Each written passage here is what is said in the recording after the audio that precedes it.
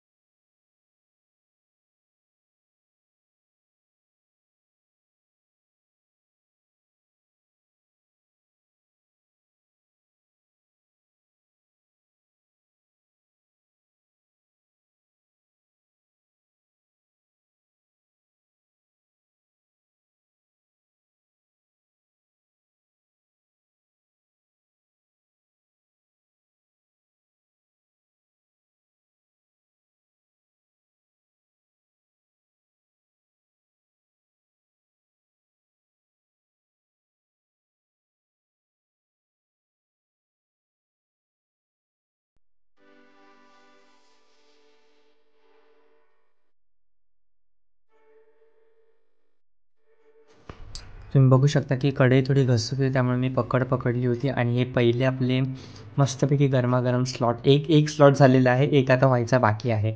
So तोपर्यंत मी खूप कमी बनवली होती. म्हटलं आम्ही दोघे तिघेजणं आणि नंतर मग ताईसाठी पण घेऊन जाणार होतो. सो तिलासुद्धा टेस्ट करायला लावायची होती. तुम्ही बिलीव्ह नाही करणार, एवढा सुंदर असा स्मेल पसरला होता त्यात. पाऊस बाहेर पडत होता आणि सकाळ सकाळ ब्रेकफास्ट झाला होता, नाही असं नाही आहे. पण परत म्हटलं की जास्त नाही, 12:30च वाजले होते आणि सुट्टीच्या वेळेला कोणी लवकर टाईम टू टाईम जेवत नाही.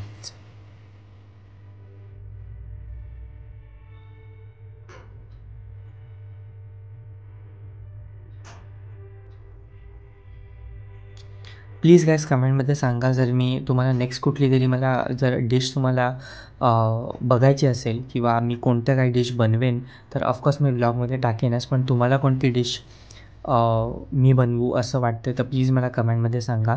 I will definitely make sure की मी बनवेन ती. सो बटाटा भजी जास्त कोणी खाणार नव्हतं, फक्त माझी ताईच खाणार होती आणि माझे पप्पा.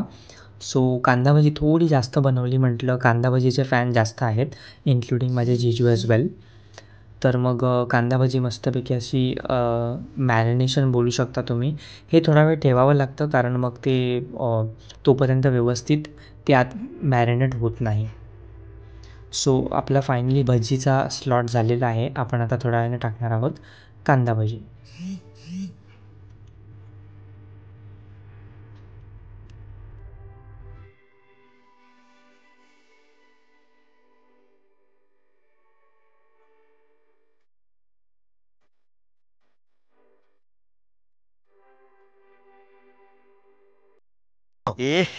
रहा नहीं जाता, तड़प ही ऐसी है ना। नहीं सुके सुके सुके।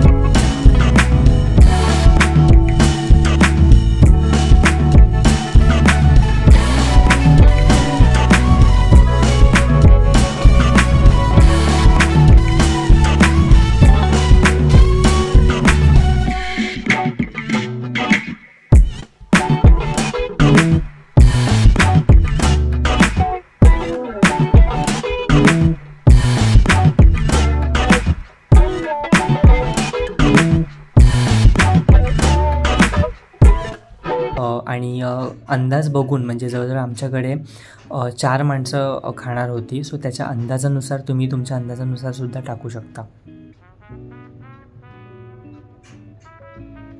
बघू शकता की कलर असा सुंदर आलेला आहे आणि व्यवस्थित त्याला जर मिक्स केलं ना तर खूप चांगली होते भाजी. आणि जास्त पण एक्स्ट्रीम मिक्स नाही करायची कुठलीही भाजी, मग त्याचा जो फ्लेवर असतो तो निघून जातो. सो बघू शकता हे जे भाज्या आपल्याला लागलेल्या आहेत ते व्यवस्थित स्मॅश केले, ठीक आहे, थंड वगैरे करून. आणि कुकर नेहमी झाला की झाकायचा म्हणजे त्याचा स्मेल बाहेर जात नाही. आणि हा मी पावभाजी मसाला टाकलेला आहे, दोन चमचे मी पावभाजी मसाला टाकलेला आहे. आणि त्याच्यानंतर मी टाकणार आहोत त्याच्यामध्ये आपली जी लाल चटणी असते जी ॲक्च्युअलमध्ये तिखट असते ती मी थोडी कमीच टाकली, कारण गाईज कसं असतं माहिती आहे का, कमी गेलं ना तर चांगलं आहे पण जास्त जाऊ नये. आणि बघू शकता ही टमॅटोची प्युरी जी आहे ती मी आता टाकत आहे. तुम्हाला आता बघून वाटेल की ही कन्सिस्टन्सी आत्ताच एवढी झालेली आहे, पण नाही, एक ट्विस्ट आहे पुढे, तो मी लवकरात लवकर तुम्हाला सांगेन. तुम्ही बघू शकता की ज्या पद्धतीने मी मिक्स करतो आहे ना, ही पद्धत तुम्हीसुद्धा फॉलो केलीत ना तर खूप बरं होईल. कारण आणि बघू शकता मी लिटरली 5 मिनटं ठेवलेलं आहे. त्याच्यानंतर चवीनुसार मी मीठ टाकलेलं आहे. अर्धा चमचा तुम्ही बोलू शकता, हा चमचा खूप छोटा आहे. सो कुछ ना कुछ तो गडबड जरूर है. आणि बघू शकता एवढं बटर टाकलेलं आहे. का? कारण की बटरचा जो फ्लेवर येतो ना तो वेगळाच असतो. आणि बघू शकता जेव्हा मी थोड्या वेळापूर्वी भाजी कशी होती आणि आत्ता कशी आहे, कारण तिला व्यवस्थित 5 ते 10 मिनटं बॉईल करायला ठेवली होती. आणि नंतर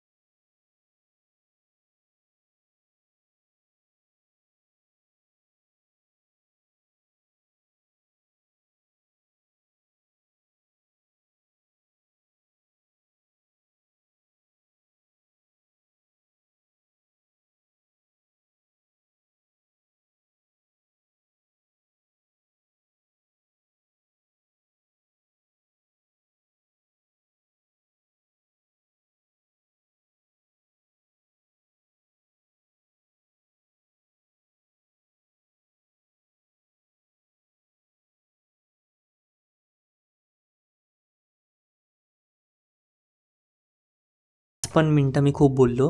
अगदी 4 मिनटं ठेवली होती आणि 3-4 मिनटं ठेवल्यानंतर तिला व्यवस्थित एकदाच मिक्स करून ती मी झाकून ठेवली. कारण नंतर मग त्याचा फ्लेवर जायला नको त्याच्यामुळे.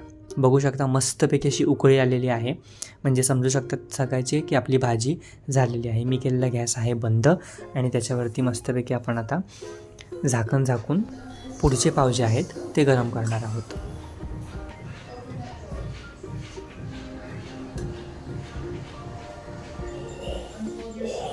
वाह क्या सीन है. Oh my God!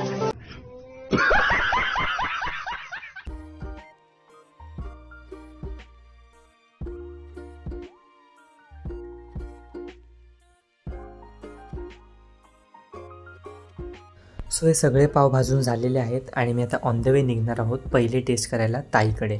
So tiffin वगैरे पॅक केला आणि मी आता ऑन द वे निघतोय रिॲक्शन घ्यायला ताईचं. मॅश केलंस काय?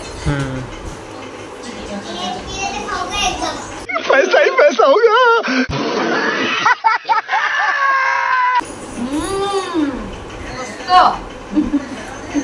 ॲक्च्युअलमध्ये खरी रिॲक्शन मला कॅच करायचं. दिवस एकदम सुंदर गेलेला आहे. वाजलेले आहेत 8. आता मी माझीच पावभाजी व्यवस्थित खाऊन मी निघालेलो आहे नाईट शिफ्टला. खूप महिन्यानंतर नाईट शिफ्ट केली. दिवस एवढा सुंदर गेला होता ना त्यामुळे काही थकावट वाटत नव्हती. आय होप तुम्हाला गाईज हा ब्लॉग आवडला असेल. ब्लॉग आवडला असेल तर please do like share and comment and thank you so much for your support.